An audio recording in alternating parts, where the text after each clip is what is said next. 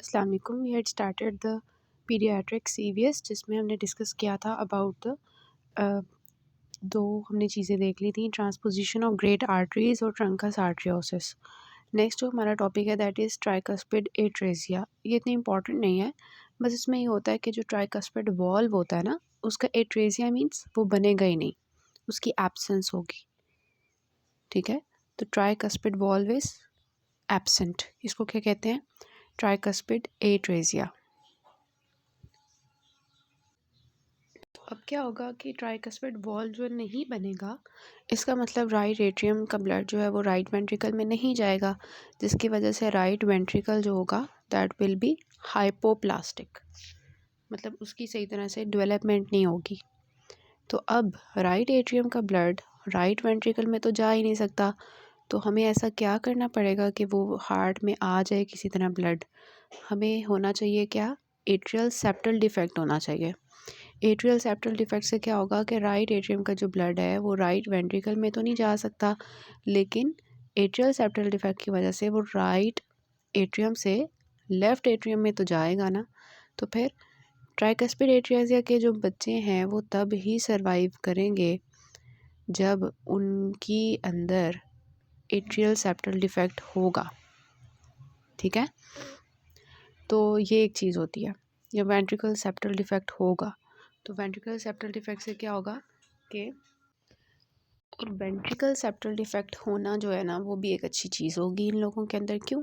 क्योंकि ventricle septal defect होगा तो क्या होगा कि हमारा जो राइट वेंट्रिकल है उसके अंदर ब्लड आना शुरू हो जाएगा। ठीक है, कहाँ से? लेफ़्ट वेंट्रिकल से। तो वो जो हाइपोप्लास्टिक राइट वेंट्रिकल था अब नहीं होगा।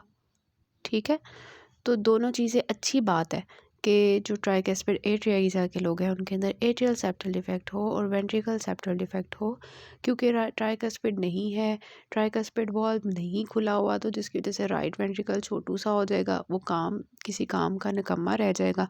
तो उसको काम पे लाने के लिए हम चाहते हैं कि वेंट्रिकल सेप्टल डिफेक्ट हो, ताकि कुछ ना कुछ ब्लड उसके अंदर आ जाए। कहाँ से?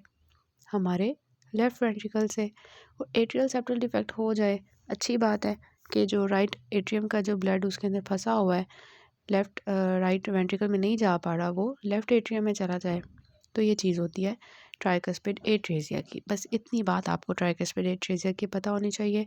अब नेक्स्ट जो हमारा बहुत इंपॉर्टेंट यूक्यू है, जो बहुत ज़्यादा रिपीट होता है और सीवीएस पीडियाट्रिक्स में ज़रूर जो है इसमें से आ सकता है क्वेश्चन, तो that is tetralogy of fellow. तो देखें, ट्रंकस आर्ट्रियोसिस में आपने वन फिंगर याद रखनी है कि एक ही जो है ना, दोनों चीज़ें एक हैं, एओर्टा और पल्मोनरी आर्टरी एक ही ट्रंक है उनकी। टू फिंगर्स आपने खोलनी, मतलब कि वो दोनों रिवर्स हो गई हैं। ठीक है, आपने फिंगर्स क्रॉस कर लेनी है, इससे आपको याद रहेगा कि दोनों चीज़ें रिवर्स हो गई हैं। ट्रांसपोजिशन ऑफ ग्रेट आर्टरीज, दो हो गई फिंगर्स। थर्ड फिंगर खोली मतलब ट्राइकस्पिड एट्रेसिया है, मतलब ट्राइकस्पिड वॉल्व नहीं खुला हुआ। और फोर फिंगर्स खोलनी मतलब इसमें चार डिफेक्ट्स हैं। किस किस चीज़ के हैं? पल्मोनरी स्टेनोसिस है, राइट वेंट्रिकल हाइपरट्रोफी है, ओवरराइडिंग एओर्टा है और वेंट्रिकल सेप्टल डिफेक्ट है। ये चार चीज़ें होंगी तो इसको कहते हैं टेट्राड होता है कार्डिक डिफेक्ट्स का in the tetralogy of fellow. ठीक है, तो ये चार चीज़ें हैं। सबसे पहले पल्मोनरी स्टेनोसिस, मतलब पल्मोनरी वॉल्व जो है, पल्मोनरी जो ये है, this is blocked. Pulmonary stenosis मतलब पल्मोनरी स्टेनोसिस है मतलब कि राइट वेंट्रिकल का ब्लड आगे ही नहीं जा पाएगा, वो राइट वेंट्रिकल में जमा होता जाएगा। ठीक है, जब वो राइट वेंट्रिकल में जमा होना शुरू हो जाएगा तो राइट वेंट्रिकल की क्या हो जाएगी? हाइपरट्रॉफी। राइट वेंट्रिकल की क्या हो जाएगी? हाइपरट्रॉफी। ओवर राइडिंग एओर्टा होगा और वेंट्रिकल सेप्टल डिफेक्ट होगा। वेंट्रिकल सेप्टल मतलब कि वेंट्रिकल और राइट और लेफ्ट वेंट्रिकल के दरमियान में सेप्टम है खुला हुआ। ठीक हो गया। तो राइट वेंट्रिकल और लेफ़्ट वेंट्रिकल के दरम्यान में जब सेप्टम होगा तो आपको लगता है कि राइट वेंट्रिकल का ब्लड जो है वो लेफ़्ट वेंट्रिकल में जाना शुरू हो जाएगा, जो कि डीऑक्सीजनेटेड होगा और वही पूरी बॉडी को सप्लाई हो रहा होगा। दूसरा पल्मोनरी स्टेनोसिस है। क्या आपको लगता है कि डीऑक्सीजनेटेड ब्लड जो है वो लंग्स में जा ही नहीं पाएगा कि वो ऑक्सीजनेट हो, और जो लेफ़्ट एट्रियम में ब्लड आ रहा होगा लंग्स में वो भी ऐसा ऑक्सीजनेटेड होगा ही नहीं। तो इन सब की वजह से क्या होगा कि बॉडी को डीऑक्सीजनेटेड ब्लड मिलेगा along with oxygenated mix, oxygen deoxygenated mix. तो इस वजह से टेट्रोलॉजी ऑफ फेलो में अर्ली साइनोसिस के साथ बच्चे आएंगे। टेट्रोलॉजी ऑफ फेलो, सबसे पहले इंपॉर्टेंट बात मैंने आपको बताई थी कि most common cyanotic heart disease जो है that is tetralogy of fellow, but it is compatible with life. Components क्या हैं हम डिस्कस कर चुके हैं। पल्मोनरी स्टेनोसिस है, राइट वेंट्रिकुलर हाइपरट्रोफी है, वेंट्रिकुलर सेप्टल डिफेक्ट है और ओवरराइडिंग ऑफ एओर्टा है। कभी कभार साथ में एट्रियल सेप्टल डिफेक्ट भी होता है। पैथोफिजियोलॉजी, तो टेट्रोलॉजी ऑफ फेलो में जो मोस्ट इम्पॉर्टेंट दो चीज़ें होती हैं, इम्पॉर्टेंट कंपोनेंट्स जो हैं that is ventricular septal defect and the pulmonary stenosis. ठीक है, ये मोस्ट इंपॉर्टेंट कंपोनेंट्स हैं इसके। अब जो पल्मोनरी स्टेनोसिस होती है मोस्टली हमारी जो पल्मोनरी ट्रंक की इन्फंडिब्यूलम होता है ना, जहाँ से बिल्कुल स्टार्ट हो रहा होता है वहाँ पे होता है, इन्फंडिब्यूलम के लेवल पे पल्मोनरी स्टेनोसिस चल रही होती है। और राइट वेंट्रिकुलर हाइपरट्रोफी आपको क्यों मिल रही है? क्योंकि बैक फ्लो कर रहा है सारा ब्लड पल्मोनरी स्टेनोसिस की वजह से, लंग्स में नहीं जा रहा, वो पीछे राइट वेंट्रिकल्स में आ रहा है, जिसकी वजह से राइट वेंट्रिकल्स का प्रेशर ज़्यादा हो रहा है। और राइट वेंट्रिकल का प्रेशर ज़्यादा होने की वजह से जो ऑक्सीजन जो ब्लड है वो हाई प्रेशर से लो प्रेशर, मतलब कि राइट वेंट्रिकल से लेफ़्ट वेंट्रिकल में जाएगा through the ventricular septal defect. ठीक है, और राइट टू लेफ़्ट शंट इसमें हो रहा है, और ये डिपेंड करता है कि वेंट्रिकुलर सेप्टल डिफेक्ट का साइज़ कितना है और ब्लड प्रेशर कितना है, उसके ऊपर सिस्टेमिक वास्कुलर रेजिस्टेंस जो है वो कितनी है, उसके ऊपर डिपेंड करता है कि राइट टू लेफ़्ट शंट हमारा कितना होगा। समझ आ रही है चार चीज़ों की टेट्रोलॉजी ऑफ फेलो में जो होंगी। तो पल्मोनरी स्टेनोसिस के बारे में याद रखना है कि मेनली इन्फंडिबुलर पार्ट इन्वॉल्व होता है, कभी कभार वॉल्व, पल्मोनरी वॉल्व भी इन्वॉल्व हो सकता है, which is most important determinant for the prognosis. और राइट वेंट्रिकुलर हाइपरट्रोफी के बारे में याद रखना है कि ये पल्मोनरी स्टेनोसिस की वजह से राइट वेंट्रिकुलर आउटफ्लो ऑब्स्ट्रक्शन की वजह से होती है। ओवर राइडिंग ऑफ एओर्टा जो है ये वेंट्रिकुलर सेप्टम के ऊपर होता है, और वेंट्रिकुलर सेप्टल डिफेक्ट जो है ये और साथ मिलके पल्मोनरी स्टेनोसिस, ये दोनों प्रोग्नोसिस को डिटरमिन करते हैं। और राइट वेंट्रिकुलर से लेफ्ट वेंट्रिकुलर में जो शंट हो रहा है that depends on the size of ventricular septal defect and systemic vascular resistance, that is blood pressure। ठीक है, अब क्लिनिकल मैनिफेस्टेशंस की बात करते हैं।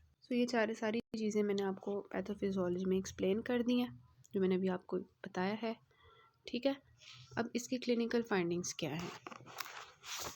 क्लिनिकल फाइंडिंग्स में सबसे पहले कि मैंने आपको दो चीज़ें बताई हैं, वेंट्रिकुलर सेप्टल डिफेक्ट और पल्मोनरी स्टेनोसिस, ये ज़्यादा जो है ना डिटर्मिन करती हैं टेट्रोलॉजी ऑफ फेलो को। तो जितनी डिग्री होगी राइट वेंट्रिकुलर आउटफ्लो ऑब्स्ट्रक्शन की, ठीक है, सारा सिलसिला ही पल्मोनरी स्टेनोसिस से शुरू हो रहा है। पल्मोनरी स्टेनोसिस है तो राइट वेंट्रिकुलर हाइपरट्रोफी है, राइट वेंट्रिकुलर हाइपरट्रोफी है मतलब उसमें ब्लड ज़्यादा है, तो ब्लड जो है वेंट्रिकुलर सेप्टल डिफेक्ट से उसमें ऐड हो रहा है लेफ़्ट वेंट्रिकल में। मतलब पल्मोनरी स्टेनोसिस को अगर हम ठीक करें ना तो ये राइट वेंट्रिकुलर हाइपरट्रोफी भी ना हो और राइट टू लेफ़्ट शंट भी ना हो। समझ आ रही है? तो degree of right ventricular outflow obstruction determines the timing of onset of symptoms. कितनी डिग्री है?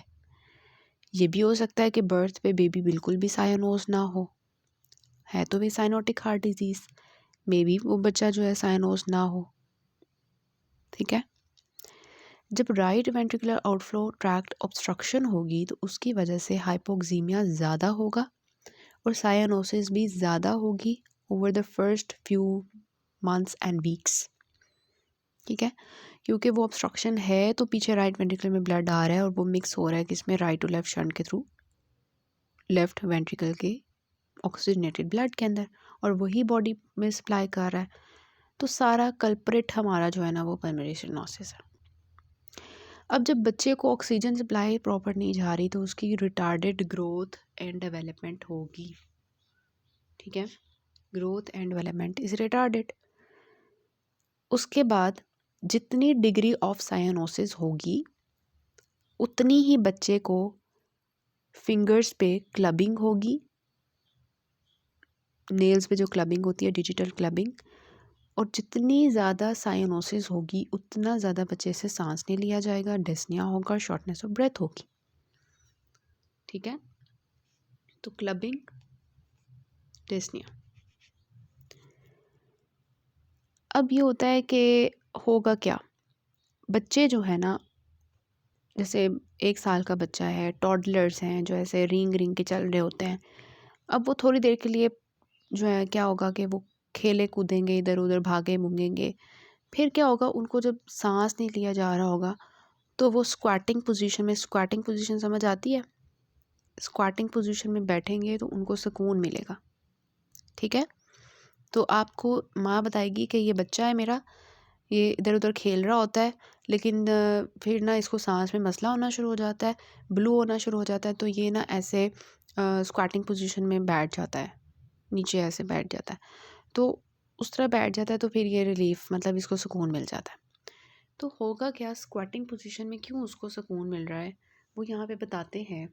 स्क्वाटिंग पोजीशन में उसको क्यों सुकून मिल रहा है, कि जब बच्चा स्क्वाटिंग पोजीशन में जाता है तो क्या होता है, जो पूरी बॉडी की वेजल्स हैं उनके अंदर रेजिस्टेंस ज़्यादा हो जाती है। ठीक है, पूरी बॉडी की जो वास्कुलर रेजिस्टेंस है जब वो कम होगी तो हार्ट के अंदर जो सुपीरियर और इन्फीरियर वेना कैवा से राइट एट्रियम में ब्लड आ रहा है वो कम आएगा।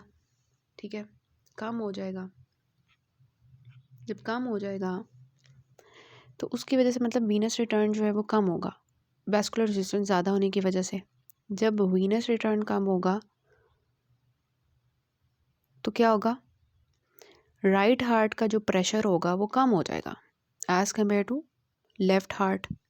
ठीक है, क्योंकि राइट हार्ट में ब्लड कम आ रहा है, वीनस रिटर्न कम है, तो राइट हार्ट का प्रेशर कम हो जाएगा as compare to left heart. Obviously जब राइट हार्ट का प्रेशर कम होगा तो वो जो राइट टू लेफ़्ट शंट चल रहा था वो कम हो जाएगा। ठीक है, प्रेशर जो है वो हाई, ब्लड जो है वो हाई प्रेशर से लो प्रेशर की तरफ जाता है।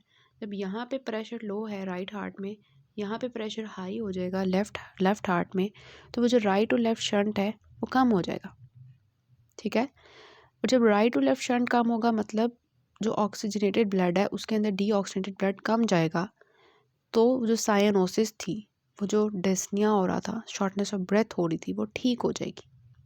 ठीक है, इस वजह से स्क्वाटिंग पोजीशन में बच्चे को सुकून मिलेगा, बच्चा वो पोजीशन लेना शुरू कर देगा जब उसको पता चलेगा मुझे सुकून इस हालत में मिलता है, क्योंकि उसके थ्रू उसका वीनस रिटर्न कम होगा और शंट भी कम होगा। तो ये सारी चीज़ यहाँ लिखी हुई है, स्क्वाटिंग पोजीशन में क्यों सुकून मिलता है। ठीक है, तो ये जो साइनोटिक स्पेल्स आते हैं थोड़ी थोड़ी देर बाद, ये होते हैं पैरोक्सिस्मल हाइपरसाइनोटिक अटैक्स या हाइपोक्सिक ब्लू और टेट स्पेल्स हम इनको कहते हैं, जो आपको टेट्रोलॉजी और फेलो के बच्चों में मिलते हैं। ठीक है, ये सारा हमने यहाँ तक देख लिया, पल्स नॉर्मल होती है इनकी। उसके बाद ये होता है कि देखें राइट वेंट्रिकुलर, ये पल्मोनरी स्टेनोसिस है, राइट वेंट्रिकुलर हाइपरट्रॉफी हुई हुई है, और ये स्टर्नम है यहाँ पे हमारा। तो जब हम यहाँ पे हाथ रखेंगे, यहाँ पे हाथ रखेंगे अपना, तो वो राइट वेंट्रिकुलर हाइपरट्रॉफी की वजह से जब स्टर्नम के बिल्कुल लेफ़्ट साइड पे हम हाथ रखेंगे तो हमें लेफ़्ट पैरास्टर्नल हीव मिलेगी। ठीक है, हाथ के ऊपर ऐसे लग रहा होगा कोई चीज़ आके लग रही है, this is due to right ventricular hypertrophy. ठीक है, उसके बाद हार्ट फेलियर इन लोगों में नहीं होता क्योंकि कार्डियक आउटपुट तो ऐसा है नहीं है ज़्यादा, लेकिन वो नहीं होगा। अब फिज़िकल फाइंडिंग्स क्या आती हैं, क्लिनिकल मैनिफेस्टेशंस की समझ आई कि बच्चों की ग्रोथ एंड डेवलपमेंट नहीं होगी, वो जो है क्लबिंग होगी, उनको डिस्निया होगा, स्क्वाटिंग पोजीशन में उनको सुकून मिलेगा और लेफ़्ट हमें पैरास्टर्नल हीव मिलेगी। अब आती हैं फिज़िकल फाइंडिंग्स। ठीक है। फिज़िकल फाइंडिंग्स में देखें, जब भी हम हार्ट को देखते हैं तो सबसे पहले हम उसकी इंस्पेक्शन करते हैं, फिर हम पैल्पेशन करते हैं, फिर हम जो है वो ऑस्कल्टेशन करते हैं। परकशन एज सच हार्ट की सीवीएस एग्जामिनेशन में नहीं होती। तो जब हम पैल्पेट कर रहे होंगे तो लेफ़्ट साइड पे जब हम हाथ रखेंगे स्टर्नम के, तो वहाँ पे हमें, मैंने जैसे बताया कि लेफ़्ट स्टर्नल बॉर्डर पे आपको जो है पैरास्टर्नल हीव मिलेगी। ठीक है। उसके बाद जो हमारी होगी अब होता क्या है कि हमारी, आपको पता है S1 साउंड होती है, S2 होती है। S1 साउंड जो है माइट्रल और ट्राइकस्पिड के क्लोयर की वजह से होती है।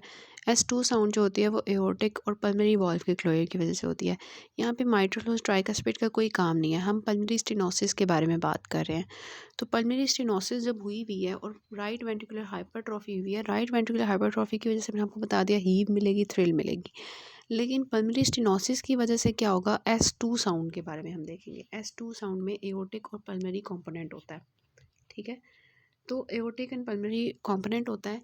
तो पल्मोनरी स्टेनोसिस की वजह से क्या होगा, जब ब्लड जो है वो इधर से इधर फंसा हुआ है सारा, ठीक है, तो थोड़ा सा ब्लड आगे जाएगा। ठीक है। जब इस वॉल ने बंद होना होगा तो वो थोड़ा सा ब्लड आगे जाता है, तो इधर जब वो ब्लड थोड़ा सा बैक प्रेशर करता है तो थोड़ी सी आवाज़ आती है। मतलब कि ज़्यादा ब्लड होगा तो ज़्यादा आवाज़ आएगी, जब ब्लड आगे जा ही नहीं रहा तो आवाज़ क्या आनी है उसकी। तो इस वजह से जो S2 होती है साउंड, वो सॉफ्ट मिलती है। ये आपने याद रखना है कि पल्मोनरी कंपोनेंट इज़ सॉफ्ट। ये बहुत इंपॉर्टेंट चीज़ होती है, और वो क्यों होती है वो मैंने आपको बता दिया। ठीक है। इसके अलावा आपको इजेक्शन सिस्टलिक मर्मर मिलता है। इजेक्शन सिस्टलिक मर्मर मिलता है। So this is the clubbing जो कि आपको साइनोसिस की वजह से टॉफ के पेशेंट्स में मिलती है। हैंड्स की और फुट की क्लबिंग आपको मिल रही है 7 साल के बच्चे में जिसको टॉफ है, क्लबिंग। ठीक है। तो डायग्नोसिस हम कैसे करेंगे, सबसे पहले हम करवाएंगे CBC। तो क्योंकि पेशेंट जो है वो हमारा किस में गया हुआ है, साइनोसिस में, तो बॉडी जो है वो अपनी ऑक्सीजन को पूरा करने के लिए क्या करेगी, ज़्यादा कर लेगी हीमोग्लोबिन को, हिमाटोक्रेट को, RBCs काउंट को। तो हमें ये माइल्डली या मार्कली एलिवेटेड मिलेंगे। जितनी ज़्यादा आर्टीरियल ऑक्सीजन सैचुरेशन कम होगी उतनी ज़्यादा जो है वो हीमोग्लोबिन, हिमाटोक्रेट और RBC काउंट हमें जो है वो एलिवेटेड मिलेंगे। ठीक है। फिर अब हमने बात करनी है चेस्ट एक्सरे की। तो ये आपको चेस्ट एक्सरे दिखाया गया यहाँ पर। अब हमने जब देखा था ना पीछे एक एग शेप्ड हार्ट, वो किस में था, ट्रांसपोजिशन ऑफ ग्रेट आर्टरीज में। यहाँ पे आपको बूट शेप्ड हार्ट मिल रहा है। ठीक है, जैसे किसी का जूता पड़ा हुआ है। So this is very much important thing कि बूट शेप्ड आपको हार्ट मिलता है। ठीक है। और आपको क्या मिलता है, ये बहुत इंपॉर्टेंट चीज़ें हैं।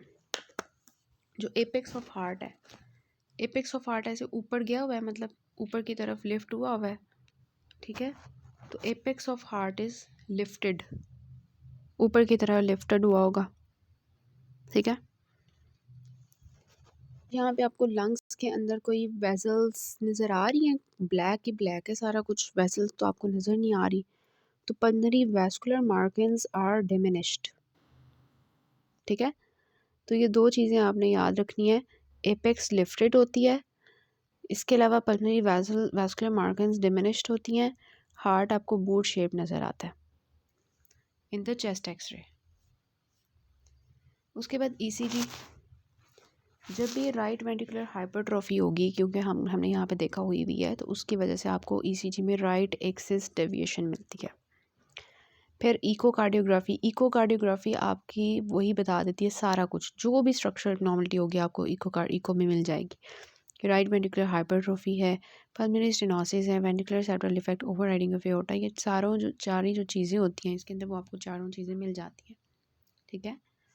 और फिर after echocardiography we have the cardiac catheterization and angiography.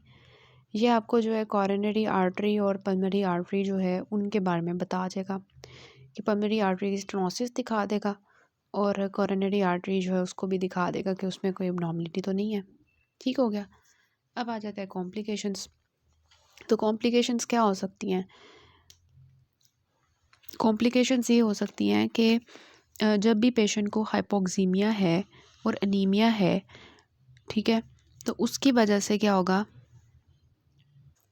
Thrombosis की वजह से क्या होगा, सेरिब्रोवास्कुलर एक्सीडेंट और सेरिब्रल थ्रोम्बोसिस, मतलब स्ट्रोक हो जाएगा बेबी को लेस दैन 2 इयर्स। इसके अलावा जो है ब्रेन एब्सेस बन सकती है, एंडोकार्डाइटिस हो सकता है, पोलीसाइथीमिया क्यों होगा, हाइपोक्सिया की वजह से, हाइपोक्सिया की वजह से बॉडी में आरबीसीज का काउंट ज़्यादा हो जाएगा, तो पोलीसाइथीमिया, ठीक है। उसके बाद न्यूट्रिशनल डेफिशिएंसी की वजह से एनीमिया, उसके बाद फेलियर टू थ्राइव है बच्चों में, और साइकोलॉजिकल प्रॉब्लम्स हैं, ठीक है। तो ये सारे आपने कॉम्प्लिकेशंस याद रखनी है, ये बहुत इंपॉर्टेंट यूक्यू है, stroke, cerebral thrombosis, brain abscess, bacterial endocarditis, polycythaemia, nutritional deficiency की वजह से relative anaemia, failure to thrive and psychological psychosocial problem. Management क्या है कि हमारी एम ऑफ थेरेपी क्या है कि जो पल्मोनरी स्टेनोसिस है वो ना हो, सबसे पहली बात।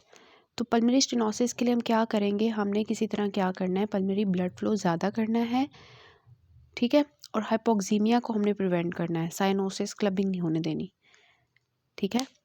तो फिर हम पेशेंट को क्या देंगे, हम क्योंकि बॉडी में ऑक्सीजन की कमी है तो आरबीसीज का काउंट ज़्यादा होना शुरू हो गया है, तो हीमो कंसंट्रेशन शुरू हो गई है, थ्रोम्बोसिस होना शुरू हो गई है, उसकी वजह से स्ट्रोक, उसकी वजह से सेरिब्रल थ्रोम्बोसिस, इस तरह की चीज़ें शुरू हो गई हैं।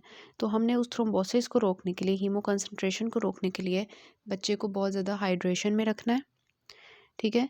टेम्परेचर को हमने मेंटेन रखना है ताकि ऑक्सीजन की कंजम्पशन इतनी ज़्यादा ना हो, क्योंकि ऑलरेडी बॉडी में ऑक्सीजन नहीं आ रही, तो टेम्परेचर मेंटेन रखना है। इसके अलावा हाइपोग्लाइसीमिया को हमने मॉनिटर रखना है। इसके अलावा हमने हीमाटोक्रिट और हीमोग्लोबिन को मेंटेन रखना है, क्योंकि इनकी वजह से पोलीसाइथीमिया और अल्टीमेटली थ्रोम्बोसिस होने के चांसेस हैं, ठीक है। क्योंकि पेशेंट के अंदर जो है वो एक्सरसाइज इंटॉलरेंस को इम्प्रूव करने के लिए पेशेंट को आयरन सप्लीमेंटेशन देनी है। एंडोकार्डाइटिस जो है वो होने के चांसेस हैं, उसके लिए ओरल हाइजीन मेंटेन रखनी है और बैक्टीरियल एंडोकार्डाइटिस प्रोफिलैक्सिस देनी है। इसके अलावा पोलीसाइथीमिया है तो उसके लिए हमने क्या करना है, एक्सचेंज, ट्रांसफ्यूजन और फ्लेबोटमी करनी है, ठीक है। और एंटीबायोटिक, अगर ब्रेन एब्सेस बन गई है तो उसकी एंटीबायोटिक को ड्रेनेज करनी है, मतलब जो भी हमारे प्रॉब्लम्स आ रही हैं उनको हमने ट्रीट करना है। हमने कॉम्प्लिकेशन देखी, स्ट्रोक और सेरिब्रल थ्रोम्बोसिस हो रही है, तो उसके लिए हमने क्या किया, पेशेंट को बहुत ज़्यादा हाइड्रेशन दी, हमने कहा ब्रेन एब्सेस बन रही है, उसके लिए एंटीबायोटिक और ड्रेनेज की, हमने कहा एंडोकार्डाइटिस हो रही है, उसके लिए एंडोकार्डाइटिस प्रोफिलैक्सिस की, हमने कहा पोलीसाइथीमिया हो सकता है, तो पोलीसाइथीमिया के लिए एक्सचेंज, ट्रांसफ्यूजन, फ्लेबोटमी की और हीमाटोक्रिट और हीमोग्लोबिन को नॉर्मल रेंज में रखा, ठीक है। हमने कहा पेशेंट को जो है वो फेलियर टू थ्राइव हो रही है तो उसकी न्यूट्रिशनल इंटेक नॉर्मल रखी, उसके लिए हमने आयरन सप्लीमेंटेशन दी उसको, ठीक है। साइको सोशल प्रॉब्लम्स हो रहे हैं तो पेशेंट को जो है साइकोलॉजिकली उसकी जो है बिहेवियरल थेरेपी की, ठीक है। तो जो जो कॉम्प्लिकेशन हो रही है उनको हमने ठीक किया, हाइपोग्लाइसीमिया और टेम्परेचर को मेंटेन किया। तो इन सब कॉम्प्लिकेशंस को माइंड में रखते हुए हमने मैनेजमेंट करनी है। इन सब चीज़ों को जब हम जनरल मैनेजमेंट कर लेते हैं, उसके बाद आती है to prevent the growth retardation हो रही है तो उसके लिए हमने उसकी वही न्यूट्रिशनल सप्लीमेंटेशन की और काउंसलिंग की फॉर साइकोसोशल प्रॉब्लम, ठीक हो गया। अब मैं आपको नेक्स्ट पार्ट से इसकी फर्दर मैनेजमेंट और यूक्यू सॉल्व करवाती हूँ।